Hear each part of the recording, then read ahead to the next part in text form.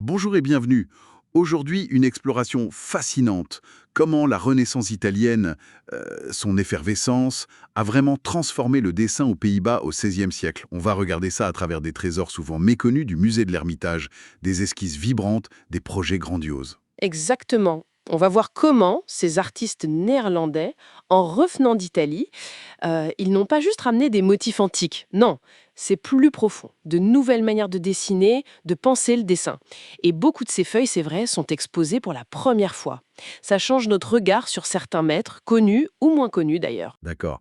Notre objectif aujourd'hui, voir cet impact italien à travers des exemples concrets, de l'esquisse rapide au projet monumental, et comprendre ce qui rend ces œuvres si spéciales. Allons-y. Commençons par Jean Gossard. Il semble qu'il ait ramené d'Italie l'idée même d'esquisse rapide, c'est ça? C'était plus qu'un style, une nouvelle façon de faire. C'est tout à fait ça. L'Ermitage a une conversion de Saul. Bon, on pense que c'est Gossard ou son entourage, vers 1520. C'est une des toutes premières du genre. Le style est très dynamique, plein d'énergie, typique de l'influence italienne. L'important, c'est le mouvement, l'idée, pas le détail fini, vous voyez. Ah oui, je vois. Et ça, aux Pays-Bas, c'était vraiment nouveau, l'esquisse comme outil de travail spontané.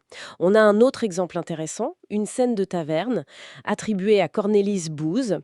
Elle illustre une pièce populaire, Sorglos, le fils prodigue, néerlandais en quelque sorte. C'est une esquisse très vivante, pleine de détails narratifs. Ça nous apprend beaucoup sur son art graphique qu'on connaissait mal. Et, petit détail amusant, au verso, on a trouvé des ruines antiques. Ça a aidé à l'attribution. Fascinant, oui. Le dessin comme laboratoire. Bon, après Gossart, parlons de Martin von Hemskerk. Lui, il a passé plusieurs années en Italie, non? 7 ans, je crois. Oui, 7 ans, alors forcément l'impact est énorme. Et l'Ermitage a fait des découvertes assez incroyables. Ah oui, Deux premières majeures pour les collections russes. D'abord, un dessin des ruines du Colisée, année 1530. Il était anonyme. anonyme. Et maintenant, on sait. Oui. Des recherches récentes l'ont attribué de manière assez solide à Hemskerk. La puissance du trait, cette monumentalité capturée avec une telle énergie, c'est vraiment lui. On ne pensait même pas avoir de Hemskerk en Russie, c'est dire. Incroyable trouvaille. Et la deuxième? La deuxième, c'est une esquisse pour la scène. On connaît très très peu de dessins préparatoires de Hemskerk pour ses peintures. Celui-ci, identifié il n'y en a pas si longtemps, montre sa vigueur caractéristique, cette facilité à composer. Donc ça nous éclaire sur son processus créatif. Exactement. C'est une trouvaille exceptionnelle pour comprendre comment il travaillait. D'accord. Alors, de l'énergie de l'esquisse et des vues de Rome, on passe à Pieter Koch van Herst. Un artiste très différent, lui. Plus tourné vers les grands projets, c'est ça? Les vitraux, les tapisseries. Tout à fait. Coeck, c'était un peu un entrepreneur artistique. L'Ermitage a un projet de vitrail magnifique de 1542 pour la cathédrale de Bruxelles. Et ce qui est rare, c'est qu'on sait tout. Commandé par la municipalité après la mort de l'artiste précédent, Bernard Van Orley. Ah oui, Payé 2 florins, mais finalement il n'a pas été réalisé. refusé. Pourquoi? On a préféré réaliser un projet posthume de Van Orley. Mais ce dessin de Coeck, il représente le roi du Portugal, Jean III, et sa femme. Et c'est peut-être un des premiers exemples de concours artistique aux Pays-Bas, ce refus. Intéressant. Et le dessin lui-même? L'architecture Renaissance y est splendide, très détaillée.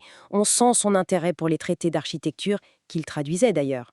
On voit aussi ce style monumental dans un autre projet de vitrail vers 1548, peut-être pour le Portugal. Donc, même un projet non réalisé nous raconte une histoire. Et les tapisseries, cette grande spécialité flamande. On y voit aussi des échos italiens, Oui. ou des choses plus tietchines. Alors oui, pour les tapisseries, on a deux petits patrons. Ce sont des modèles détaillés, pour une série sur les mois. L'artiste est anonyme, le maître des mois de Lucas. Ce sont des copies tardives, fin 16e, mais elles sont fidèles.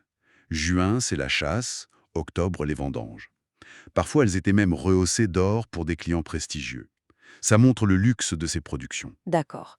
Et l'aspect plus intellectuel. Ah, là, on a une esquisse de Lambert Lombard, un artiste liégeois, très érudit, vraiment imprégné d'humanisme, de cette passion pour l'Antiquité.